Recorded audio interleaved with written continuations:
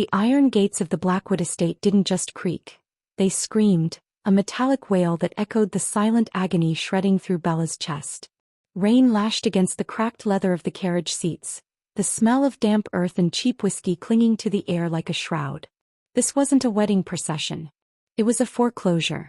Bella McLean stared at her father, his eyes bloodshot and averted, refusing to meet the gaze of the daughter he had just traded like a head of cattle to settle a gambling debt that smelled of desperation and rot. Across from her sat the collector, a man whose shadow seemed to swallow the dim light of the carriage. He didn't speak. He didn't need to. The heavy scent of musk and ancient, predatory power radiating from him told the story. She was no longer a person. She was a payment. "Don't look at me like that, Bella," her father hissed, his voice trembling with a coward's justification. "The king, he's powerful. You'll have a roof. You'll have food.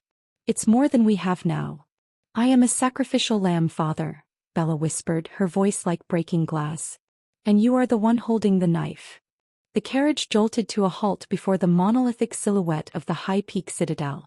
This was the seat of Jack Torrance, the Lycan King. But the stories whispered in the village weren't of a majestic ruler. They were of a monster drowned in a bottle, a king who had traded his crown for a flagon of rye and his mercy for a sharpened claw.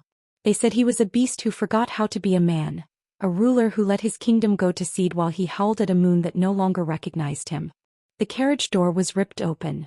The cold mountain air hit Bella like a physical blow, carrying the scent of pine, snow and something else, something wild and fermented. "Out," the collector growled. Bella stepped onto the slick cobblestones, her thin silk dress sticking to her skin, a pathetic contrast to the jagged stone walls of the fortress. She looked up at the darkened windows, feeling 1,000 eyes watching from the shadows. She was a human girl in a den of wolves, a debt token delivered to a man who reportedly tore apart anyone who dared to wake him from his stupor. Before we go any further into this harrowing journey of betrayal and unexpected fate, I want to say a heartfelt hello to everyone joining us today. Whether you're watching from the quiet suburbs or the heart of a bustling city, thank you for being here. Where are you tuning in from? Drop your location in the comments. I love seeing how far our stories travel. And if you're feeling the weight of Bella's journey already, please take a second to hit that subscribe button and join our community. Your support is the heartbeat of this channel, and it ensures we can keep bringing these emotional sagas to life. How are you all doing today? I hope you're ready, because what happens inside those walls is something no one, not the debt collectors, not her father, and certainly not Bella, ever saw coming. The massive oak doors of the great hall swung open with a thud that vibrated in Bella's marrow. The air inside was thick with the smell of stale ale and wood smoke. At the far end of the hall, slumped on a throne made of silvered bone and dark timber, sat the king. He didn't look like a king. His hair was a matted mane of dark gold, his tunic stained, his boots caked in mud. In his hand he gripped a silver goblet as if it were the only thing keeping him tethered to the earth. "The debt, sire," the collector announced, bowing low. "The McLean girl. Payment in full." Jack Torrance didn't look up. He took a long, slow swallow from his cup, his throat working heavily. Then with a sudden violent motion he hurled the goblet across the room. It shattered against a stone pillar inches from Bella's head, spraying her with the dregs of bitter wine. He stood then, swaying on his feet, his height looming over the room like a mountain about to collapse. He stalked down the dais, his movements a terrifying blur of predatory grace and drunken instability. He stopped inches from Bella, his breath hot and smelling of spirits, his eyes, once rumored to be the piercing blue of a winter sky, now clouded with a dark, shimmering amber. The Lycan was close to the surface, scratching at the cage of his skin. He reached out a calloused hand, his fingers tracing the line of her throat. Bella didn't flinch. She stared directly into the storm of his eyes, her own sparking with a defiant grief that seemed to give him pause. "Do you know what I do to things I own?"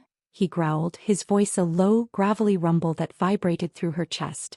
"You break them," Bella replied, her voice steady despite the hammer of her heart. "Just like you've broken yourself." The silence that followed was deafening. The guards held their breath. The collector took a step back. No one spoke to the king that way. Jack's eyes narrowed, the amber glow intensifying, his claws beginning to lengthen, piercing the skin of his palms. He leaned in closer, his lips brushing her ear, and whispered a single sentence that froze the blood in her veins. A revelation that suggested her being sent here wasn't a tragedy of debt, but the first move in a much more dangerous game. "You think you're the payment," he rasped, "but you're the bait."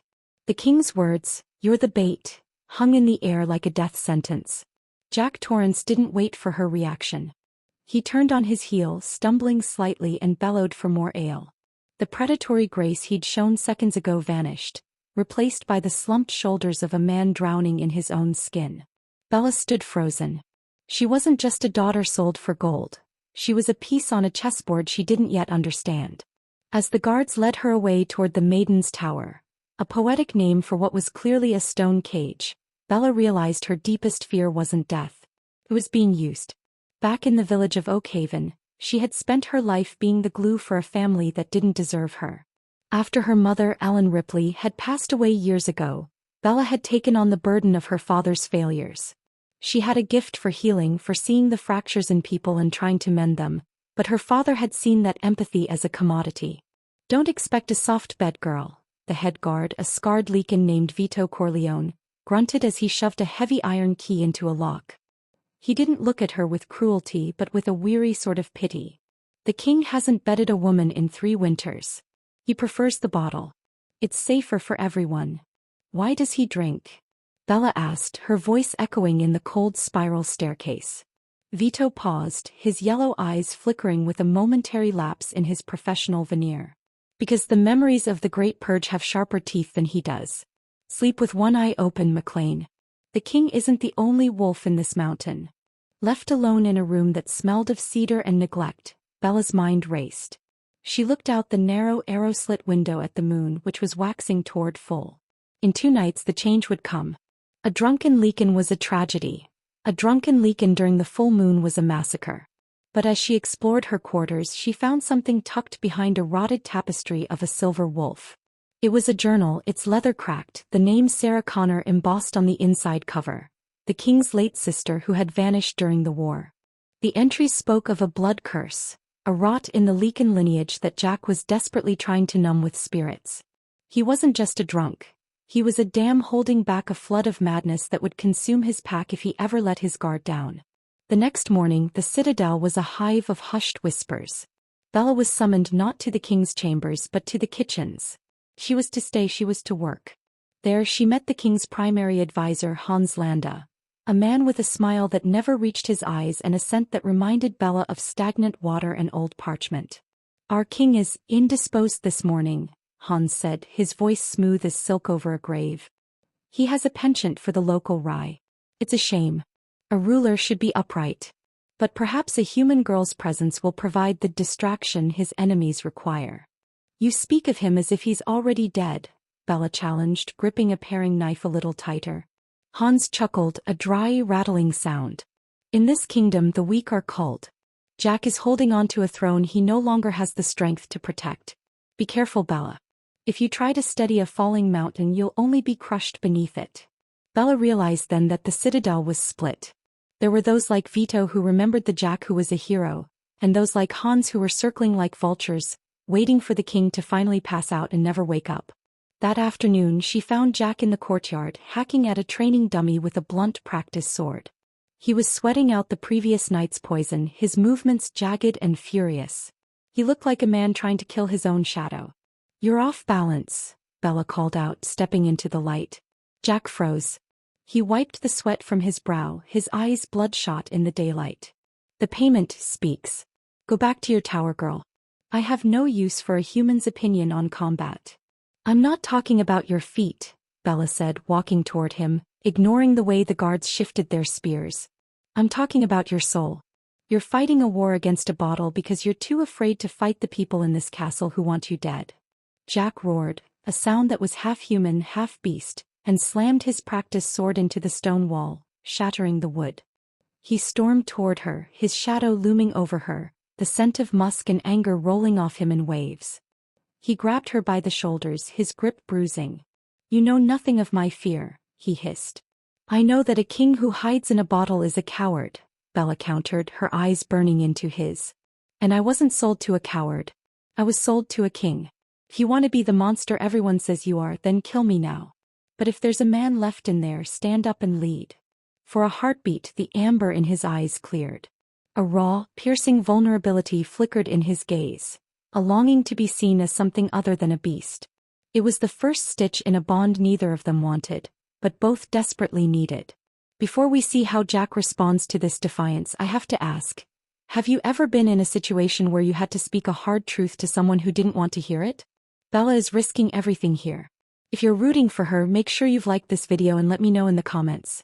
Do you think Jack is beyond saving, or is there a hero buried under all that whiskey? As Jack stared at her, his grip loosened. He looked at his shaking hands, then back at the girl who refused to blink.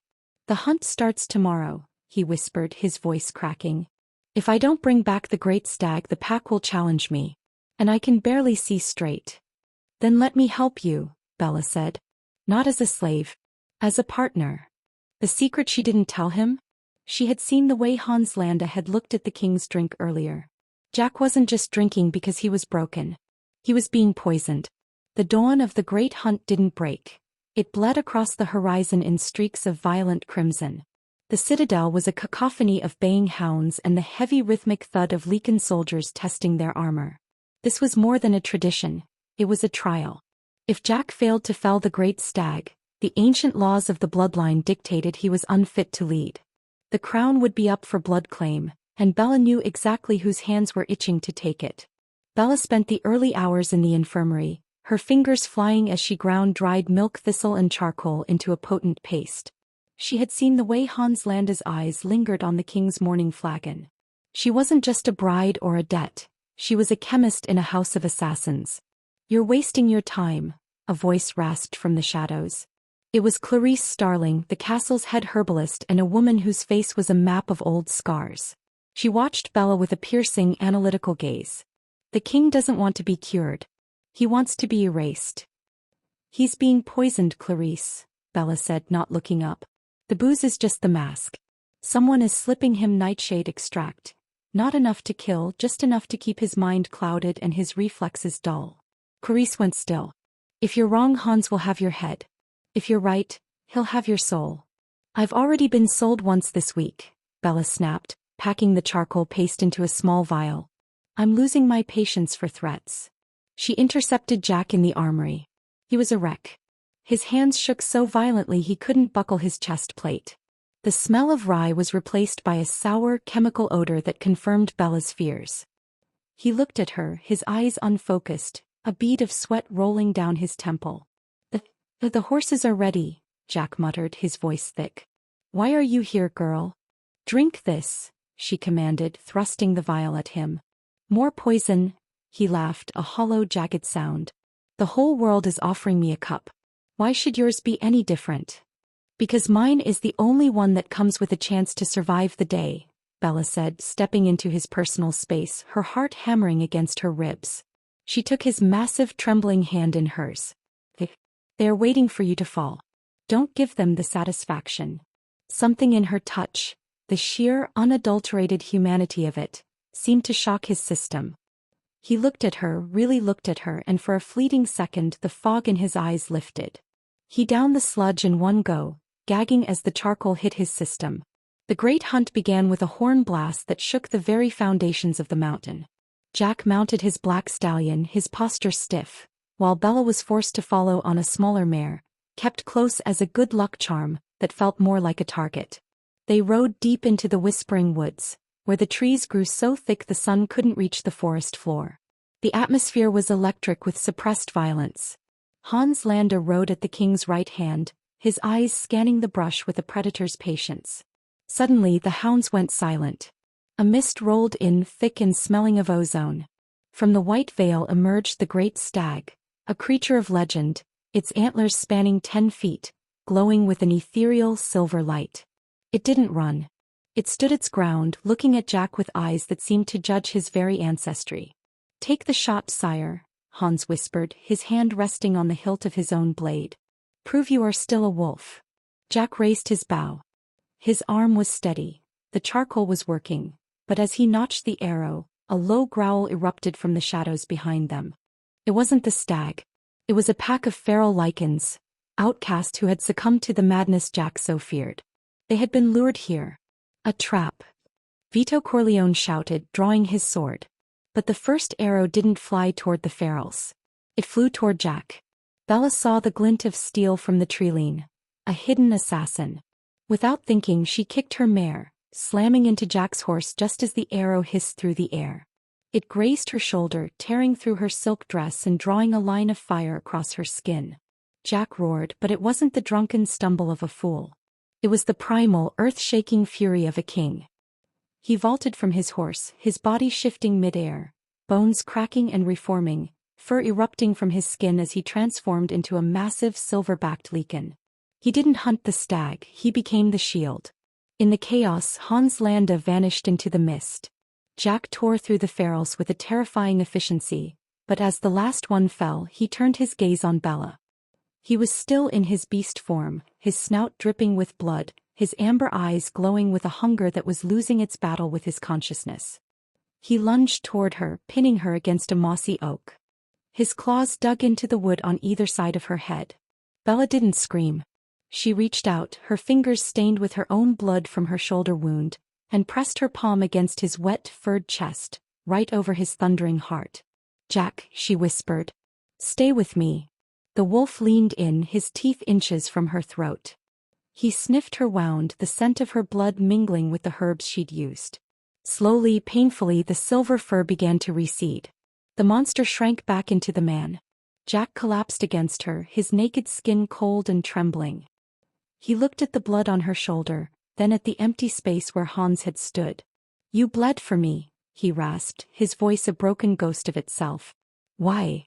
"Because a kingdom is only as strong as the man who leads it," Bella said, tearing a strip from her hem to bind her wound. "And you haven't even started leading yet." The revelation hit like a thunderclap. The debt wasn't the reason she was here. Her father hadn't just sold her for money. He had sold her to Hans Landa as a catalyst to trigger Jack's final breakdown. She was meant to die here to push Jack into a permanent, mindless frenzy. The return to the Citadel was not a victory parade. It was a funeral procession for the king's denial. Jack sat astride his horse, his eyes sharp for the first time in years, fixed on the path ahead.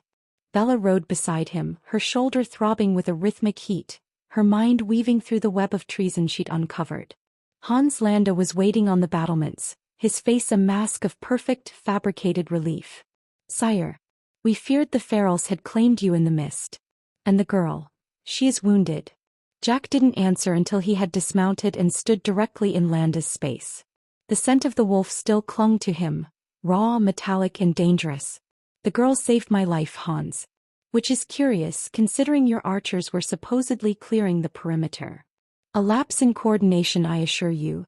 "Ensure it doesn't happen again," Jack growled, his voice a low vibration that made the stone seem to tremble. "From now on, Bella McLean is not a guest. She's my ward. Anyone who touches her answers to my claws." The shift in the castle's atmosphere was instantaneous. Before Bella was a ghost, now she was a lightning rod. Over the next week, the drunken king began to vanish, replaced by a man undergoing a brutal, self-imposed withdrawal. Jack locked himself in his chambers, refusing the poisoned ale, and it was Bella who stood guard.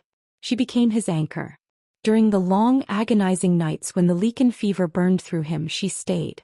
She used the knowledge she'd inherited from Ellen Ripley to brew cooling teas, and when the tremors became too much, she spoke to him. She told him of the world outside the mountain, of the sea he'd never seen and the stories of humans who found strength in their fragility. "Why do you stay?"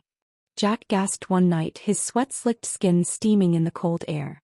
He was gripped by the hollow hunger, a side effect of the blood curse when it wasn't suppressed by alcohol. "I am a beast, Bella. I was born to tear things apart." "You were born to protect," she countered, wiping his brow with a damp cloth. "The booze didn't make you a monster, Jack. It just made you a prisoner. I'm not staying because I'm a debt token.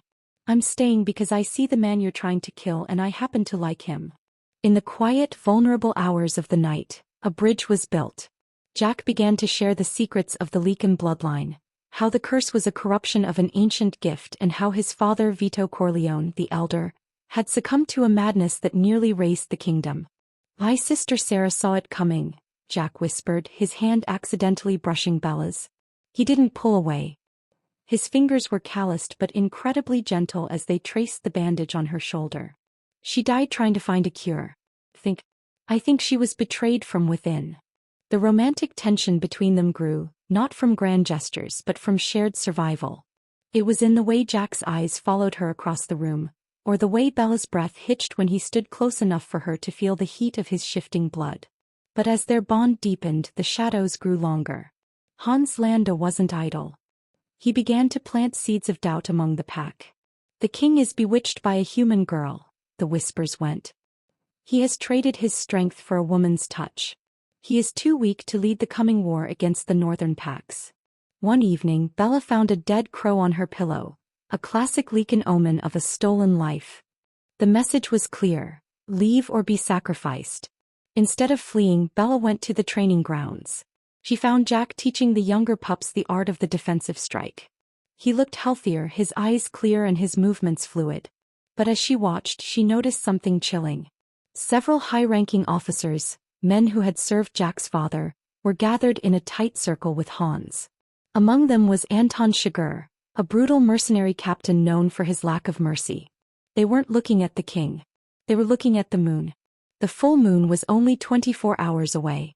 In the history of the High Peak Citadel, no king had ever survived a sober shift, while under the influence of the blood curse. The alcohol had always acted as a sedative. Without it, the transformation would be so violent, so agonizing, that it often resulted in the king's heart literally bursting from the strain, or worse, a permanent descent into mindless ferocity. "He won't survive the night," she overheard Hans whisper to Anton. "And when he falls, we ensure the human girl is the one blamed for his agony. The pack will tear her apart and we will step in to restore order." Bella felt a cold dread settle in her gut. She had to warn Jack, but as she turned to leave, a heavy hand dropped onto her shoulder. "Going somewhere, little bird?" Anton Chigurh asked, his voice like the grinding of stones. The air in the stone corridor felt like it was being sucked out by a vacuum. Anton Chigurh's grip on Bella's shoulder was a leaden weight, his fingers digging into the muscle with a casual, terrifying strength. "The king is looking for his little healer," Anton rumbled, his voice devoid of any human warmth. "But I think you've seen enough for one afternoon." Bella didn't scream. She knew a scream would only bring Jack running into a trap before he was ready. Instead, she leaned into the pain, her eyes narrowing. "You're making a mistake, Anton. You think Hans will share the throne? He'll discard you the moment the blood is dry on the floor." Anton's expression didn't flicker. He began to drag her toward the lower dungeons, but a sudden, sharp crack echoed through the hall. A silver-tipped arrow thudded into the wall inches from Anton's throat. He froze. Standing at the end of the gallery was Katniss Everdeen, a silent, deadly scout who had remained loyal to the old guard. "Let her go, Anton," Katniss said, her voice a flat line of ice. "Or the next one goes through your eye." Anton hissed, a low, guttural sound, but he released Bella. "This changes nothing. The moon is coming for him." He vanished into the shadows of the staircase like a ghost. Bella didn't waste a second. She sprinted toward the king's solar, her heart hammering a frantic rhythm. She burst through the doors to find Jack standing by the window, staring up at the darkening sky. The first sliver of the full moon was visible, a pale, curved blade ready to cut through the night. "Look, we have to move. Now," Bella panted, clutching her side. "Hans and Anton, they've orchestrated everything. The poison wasn't just to keep you drunk. It was to mask the symptoms of the blood curse until it was too late to treat." Jack turned and Bella stopped dead. His skin was unnaturally pale, and the veins in his neck were a dark, pulsing violet. He looked at her and for a moment his pupils were vertical slits of pure gold. "I know," he whispered. "You know." Bella took a step toward him. "Then why are we still here? We need to get you to the sanctuary in the lower caves." "Bella, look at me," Jack said, his voice cracking. He reached into his tunic and pulled out a tattered piece of parchment, the final page of his sister Sarah's journal, the one Bella hadn't found. Sarah didn't die in the war. She was murdered because she found the source of the curse. It isn't a biological rot, Bella. It's an external corruption. The blood curse is a lie fed to our family for generations to keep us dependent on the medicine provided by the high priests, men whose lineage now ends with Hans Landa. The realization hit Bella like a physical blow. The medicine and the poison were the same thing. The alcohol was just the delivery system for a slow-acting ritualistic toxin. The twist isn't that I'm sick, Bella, Jack said, his body suddenly racking with a violent tremor. He fell to one knee, the floorboards groaning under his weight. The twist is that the human girl they gave me to settle a debt wasn't just bait. Sarah's notes say the only way to break the corruption is through a bond of choice. A willing sacrifice of blood from a heart that hasn't been tainted by the wolf. He looked up at her, agony and adoration warring in his gaze. They sent you here thinking I'd kill you in a drunken rage, fulfilling the curse forever. But by saving me, by staying when I was at my worst, you've already started the counter-ritual. That's why Hans is desperate. If I shift tonight sober and bonded to you, the curse breaks. And he loses his power over the Lycan throne forever. The vulnerability in the room was suffocating. Jack reached out, his hand trembling, and cupped her face. I love you, Bella. Not because of a debt. Not because of a ritual. But because you saw a man where everyone else saw a monster. Bella leaned into his palm, tears stinging her eyes. Then we fight. We don't hide in the caves. We face them. But as she spoke, the heavy oak doors were blasted off their hinges. A wave of concussive force threw Bella across the room. Hans Landa stepped over the threshold, holding an ancient, obsidian dagger that hummed with a sickly green light. Behind him stood a dozen guards, their eyes glowing with a forced, unnatural frenzy. A touching sentiment, Hans said, his smile more jagged than a wolf's. But the bond requires both of you to be alive for the shift. And I think it's time we ended this romance, before the moon hits its peak. He didn't go for Jack. He lunged for Bella. Jack let out a roar that wasn't human or wolf. It was the sound of a god in pain. He threw himself between them, the obsidian blade sinking deep into his shoulder. But the blade wasn't meant to kill him. It was meant to trigger the shift prematurely. No. Bella screamed. Jack's body began to warp, the bones snapping with the sound of dry wood breaking. But it wasn't the silver fur of the High Peak Kings that emerged. It was something dark, jagged, and terrifying. The corruption was fighting back. Before we witness the most brutal transformation in the history of the North, I want to check in with you all. The stakes have reached their absolute peak. Hans has played his final card. Do you think Bella's love is enough to anchor Jack as the corruption tries to take him over? If you're enjoying this intense revelation, please leave a comment with the word loyalty, and make sure you're subscribed for the final acts. What do you think is the next step in Hans's twisted plan? As Bella scrambled to her feet, she saw Hans dragging her toward the balcony. Watch, girl, he hissed. Watch as your king becomes the very nightmare he spent his life trying to drown. The world dissolved into a cacophony of breaking bone and agonized howling. Jack's transformation wasn't the fluid, majestic shift of a Lycan King. It was a violent war staged within his own flesh. The obsidian dagger in his shoulder acted like a conductor for the rot, turning his silver fur into a matted, oily black. He wasn't becoming a wolf, he was becoming a shadow. Hans Landa hauled Bella toward the stone edge of the balcony, his fingers like iron talons around her throat. Look at him, Bella. Look at the man you thought you could save. He is a void. He is the end of his line. Below in the courtyard, the pack had gathered, hundreds of Lycans looking up in horror. They didn't see a leader, they saw a monstrosity.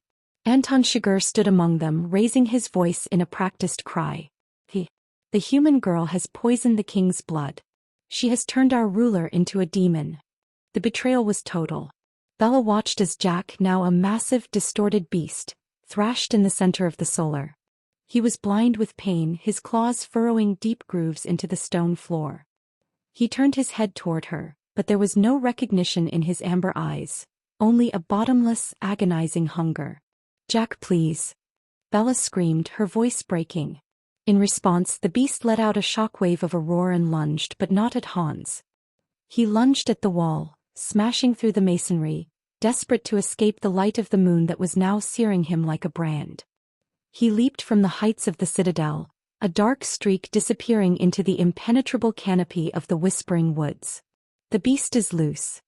Hans shouted to the crowd below. Hunt him down. Kill the monster and bring me the girl's head for her treachery. Hans turned back to Bella, his face contorted with a sickening triumph. He didn't kill her, not yet. He threw her into the damp, freezing depths of the oubliette, a lightless pit beneath the citadel where the air tasted of copper and old despair. "You will wait here," Hans whispered through the grate. "You will wait until my hunters bring back Jack's heart. Only then will I allow you the mercy of joining him." The silence that followed was heavy, suffocating. Bella slumped against the cold, weeping walls. She had failed. She had tried to heal a man who was destined to be a monster, and in doing so she had handed the kingdom to a tyrant. Her shoulder wound, reopened in the struggle, bled through her tattered silk dress. She felt the cold seeping into her marrow, the hopelessness of the dark pressing against her chest like a physical weight. She thought of her father who had traded her for a debt. She thought of the village that feared her, and finally she thought of Jack, not the beast in the forest, but the man who had touched her face with such terrifying gentleness. "I'm sorry, Jack," she sobbed into the darkness. "I wasn't enough." Outside, the horns of the great hunt sounded again, but this time the quarry was the king himself. The hounds bayed, the torches flickered through the trees, and the sound of iron clashing against stone echoed through the mountain. The separation was absolute. Jack was a hunted animal and Bella was a forgotten prisoner. But in the absolute silence of the pit, Bella's fingers brushed something in the dirt. It was a small, hard object, the vial of charcoal and milk thistle she had used earlier. It was empty, but as she held it, she remembered the look in Jack's eyes when he drank it. He had chosen to trust her.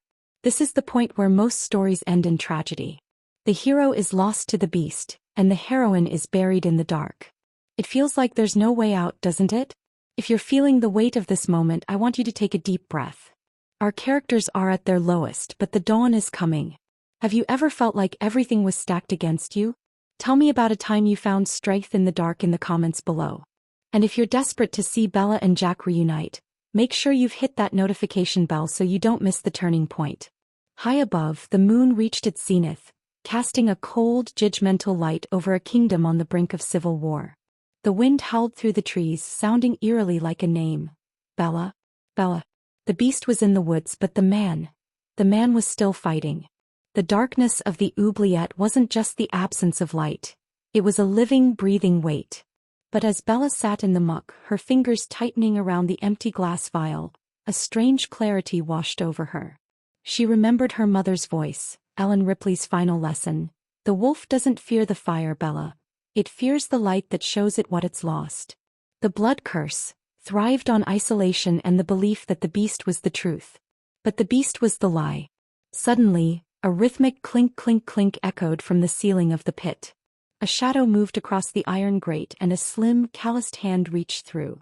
It was Katniss Everdeen. "The hunters are distracted by the scent of the king's blood," Katniss whispered, her voice a sharp blade in the dark. She dropped a coil of hemp rope. "Hans thinks you're broken. Prove him wrong." With Katniss's help, Bella scaled the slick stone walls. She emerged into the frigid night air, her eyes adjusting to the silver-blue glow of the peak. The citadel was in chaos. Torches moved like fireflies in the forest below, following the trail of the shadow wolf. "Where is he?" Bella asked, grabbing a discarded leather tunic to cover her tattered dress. "He's heading for the Shattered Falls," Katniss replied, handing Bella a jagged hunting knife and a small pouch. "He's trying to throw himself over. The beast wants to end the pain, but if he dies while shifted in the rot, the curse becomes permanent for the entire pack. Hans will have one." "He won't die," Bella said, a fierce, new fire igniting in her eyes. "Not tonight." Bella didn't run away from the citadel, she ran toward the forest. She knew the scent of the herbs she had used on Jack. She knew the rhythm of his heart. As she sprinted through the underbrush, the thorns tearing at her skin, she realized the key. The obsidian blade was still in his shoulder. It was the anchor for the corruption. To save the man, she had to face the monster and pull the literal darkness out of him. She reached the Shattered Falls just as the shadow wolf emerged onto the precipice. Jack was massive, a terrifying silhouette of jagged fur and glowing amber eyes that had turned a sickly, bruised purple.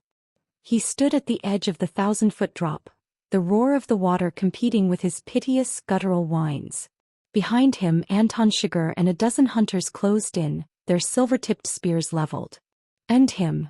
Anton roared. "Kill the demon!" "Stop!" Bella's voice rang out across the clearing, amplified by the stone walls of the canyon. She stepped between the hunters and the beast. Anton laughed, a dry, rattling sound. "Step aside, girl. Or we'll pin you to him." "You won't touch him," Bella said, her voice steady as a heartbeat. She turned her back on the hunters, facing the towering, trembling mass of the shadow wolf. The beast growled, a sound that vibrated in Bella's teeth. He lunged, his massive jaws snapping inches from her face, his hot, metallic breath washing over her. But Bella didn't flinch. She stepped into his space, into the circle of his claws, and reached out. "Jack," she whispered, her hand finding the matted, oily fur of his chest. "I am here. The debt is paid. You don't owe the bottle, you don't owe the crown, and you don't owe the curse. You only owe yourself the truth." The wolf froze. The purple glow in his eyes flickered, the amber fighting to return. A low, agonizing whimper escaped his throat. He leaned his massive head down, his forehead pressing against hers. In that moment of shared vulnerability, the bond of choice flared to life. The air around them began to shimmer with a pale, silver light, the true, untainted energy of the Lycan lineage. "Bella." A distorted, human voice rasped from the beast's throat. "I've got you," she said. She reached up, her fingers finding the hilt of the obsidian dagger still buried in his shoulder. The hunters moved forward, spears raised, but a sudden volley of arrows hissed from the treeline, thudding into the ground at their feet. Katniss and Vito Corleone stepped from the shadows, leading a faction of the pack that had seen the truth. "The king stands," Vito bellowed. "And we stand with him." With a scream of effort, Bella twisted the obsidian blade. The corruption hissed like steam, a black oily smoke erupting from the wound as she ripped the dagger out and flung it into the abyss of the falls. The silver light exploded, blinding everyone in the clearing. The roar that followed wasn't one of pain, but of a king reclaiming his soul. "Before we move into the final confrontation where the fate of the kingdom is decided, I want to ask you, what do you think is the most powerful weapon? A silver blade or an honest heart?" Bella just proved that sometimes, the only way to save someone is to refuse to be afraid of them. If you're ready for justice to be served to Hans Landa, type "justice" in the comments. As the light faded, the shadow wolf was gone. In his place stood Jack, his fur a brilliant, shimmering silver, his eyes clear and piercing. He stood tall, the blood curse shattered, his presence radiating a power that made the hunters drop to their knees in instinctive submission. He looked at Bella, his gaze filled with an eternal, unshakable love. Then he looked toward the citadel. "Now," Jack said, his voice a thunderclap, "we finish this." The high peak citadel didn't just house a king. It was the heart of the kingdom, and that heart was currently being choked by a snake. As Jack and Bella ascended the mountain path, flanked by the loyalist Lycans and the sharp-eyed Katniss, the very air seemed to crackle with the energy of the coming storm. Jack moved with a grace he hadn't possessed in years. The silver light of the moon didn't burn him now. It draped over his massive wolf form like celestial armor. Bella rode at his side, her hand resting on the nape of his neck, the bond between them a pulsing golden thread that acted as a compass through the dark.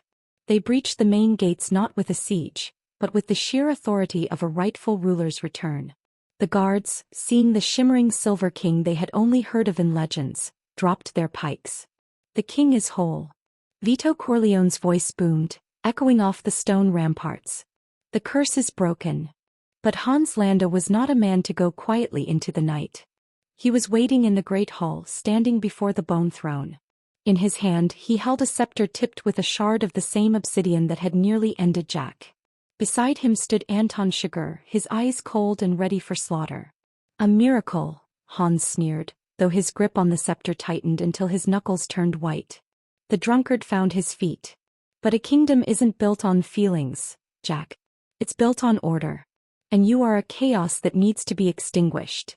Jack shifted back to his human form mid-stride, his naked chest scarred but glowing with a healthy, vibrant heat. He didn't look at the throne. He looked at the man who had tried to steal his soul. "You didn't want order, Hans," Jack said, his voice echoing with the power of the pack. "You wanted a puppet. You wanted a king so drowned in shadow that the people would look to you as their light. But the light has returned. Kill them," Hans hissed to Anton. Anton lunged, a blur of motion, his heavy blade aimed for Jack's throat. But Jack didn't dodge. He caught the blade with his bare hand, his skin turning to impenetrable silver fur at the point of contact. With a snarl of pure focused power, he snapped the steel like it was a dry twig. "Pie turn," Jack growled. The fight that followed was a whirlwind of justice. Jack didn't fight with the mindless rage of a beast. He fought with the precision of a king protecting his own. He moved through Hans's mercenaries like a scythe through wheat. Meanwhile, Hans tried to slip toward the secret passage behind the throne, his eyes fixed on Bella. He saw her as the weak point. He lunged at her, the obsidian scepter raised to strike. "You're the debt that needs to be settled." Hans screamed. Bella didn't cower. She remembered every moment of fear, every look of pity from her father, and every hour she'd spent tending to a dying kingdom. As Hans closed in, she didn't use a sword. She threw the vial of concentrated nightshade, the very poison Hans had used to cloud Jack's mind, directly into his face. The glass shattered. Hans shrieked, clutching his eyes as the liquid burned. In that moment of distraction, Bella didn't hesitate. She stepped forward and delivered a strike with her hunting knife, not to kill but to disarm. The obsidian scepter clattered to the floor, shattering into harmless dust. Jack was there in an instant, his hand closing around Hans's throat, lifting the traitor off the ground. The amber in Jack's eyes was fierce but controlled. "I should tear your heart out," Jack rasped. "Then do it." Hans gasped, a pathetic wheezing sound. "Show them you're still a monster." Jack looked at Bella. He saw the woman who had looked into the eyes of a drunken, broken beast and told him he was worth saving. He looked at his people who were watching, waiting to see if their king was a tyrant or a leader. Slowly, Jack lowered Hans to the ground. "No. I won't give you the satisfaction of a warrior's death. You will be judged by the pack. You will spend the rest of your days in the very pit you threw my ward into, watching as this kingdom heals without you." The cheers that erupted from the great hall were deafening. It wasn't just the sound of a victory, it was the sound of a rebirth. Anton Chigurh, seeing the tide had turned, dropped his broken blade and surrendered to Katniss's bow. As the sun began to peek over the horizon, the first rays of dawn hitting the silver spires of the citadel, Jack turned to Bella. He was exhausted, covered in the soot and blood of the battle, but he had never looked more like a king. He took her hands in his touch now steady, warm and sure. "They predicted a tragedy," he whispered, pulling her close. "They predicted I would break you or you would destroy me." "They were wrong," Bella said, leaning her forehead against his. "They didn't predict us," Jack replied. "The morning sun didn't just rise, it conquered the mountain." The light spilled over the high peak citadel, washing away the lingering scent of stale spirits and old treason. For the first time in generations, the mountain didn't feel like a fortress of secrets, but a home. In the weeks that followed the great shift, the kingdom underwent a transformation as radical as Jack's own. The cellars that once held the king's poison were emptied, the barrels smashed and the contents poured into the earth to be neutralized by the mountain's roots. Under Bella's guidance, those same cellars were repurposed as storerooms for medicine, grains, and the surplus of a kingdom finally learning to trade instead of fear. Jack stood on the balcony of the great hall, no longer a man hiding from his shadow. His golden hair caught the light and his eyes, now a clear, piercing blue with only a ring of amber to mark his heritage, looked out over a pack that was thriving. Beside him, Bella stood dressed in a gown of deep emerald, her shoulder healed, her posture that of a woman who had found her own throne. "Your father sent a messenger," Jack said softly, his hand finding hers. His touch was no longer the desperate grip of a drowning man, but the steady anchor of a partner. "He heard of the restoration. He's asking for a portion of the tribute to settle his remaining debts in Oakhaven." Bella looked out at the horizon, toward the village that had once seen her as nothing more than a commodity. "Tell the messenger that the debt was settled the moment I stepped into this citadel. I owe him nothing. But tell him that the High Peak is a place of healing now. If he wants to work for his bread, he may come as a laborer but never as a guest." Jack smiled, a genuine warm expression that reached his eyes. Spoken like a true queen. "I'm not a queen, Jack," she whispered, turning to him. "I'm the girl who saw a man in a bottle." "And you're the woman who gave that man a reason to break the glass," Jack replied. He pulled her into his arms, the scent of pine and fresh snow surrounding them. There was no longer any trace of the fermented rot that had once defined him. The romantic bond that had sparked in the dark of a dungeon had blossomed into a love that was the talk of the North. It wasn't a love built on fairy tales, but on the hard-won soil of vulnerability and truth. They had seen each other's worst and chosen to stay. There was no secret left that could tear them apart. Down in the courtyard, Vito Corleone led the young pups in their morning drills, while Katniss Everdeen watched from the battlements, her bow slung over her shoulder, a silent guardian of the new peace. The blood curse was a ghost of the past, shattered by a bond of choice that had proven stronger than any ancient magic. As the festivities for the Festival of the First Moon began, the people gathered to see their king and his bride. They didn't cheer for a monster. They cheered for a man who had conquered himself. I want to thank every single one of you for staying with us through this 40-minute journey of heartbreak, betrayal, and ultimate redemption. Bella and Jack's story is a reminder that no matter how deep the darkness, or how heavy the debt, there is always a path back to the light if you have the courage to speak the truth. Before you go, I have one last request. If you believe everyone deserves a second chance at being a hero, leave a heart emoji in the comments and share this story with someone who needs to hear it today. Don't forget to subscribe for more emotional epics. Where should our next story take us? Jack leaned down, his lips brushing Bella's in a promise that was witnessed by the sun and the moon alike. The transition from a cruel transaction to a timeless love was complete. The debt was gone. The king was home. And for the first time in his life, Jack Torrance looked toward the future and didn't see a void. He saw a life worth living. The kingdom was healed, the war was averted, and as the stars began to twinkle over the high peak, a new song began to echo through the halls. A song of a girl who was given to a wolf, and a wolf who learned how to be a king.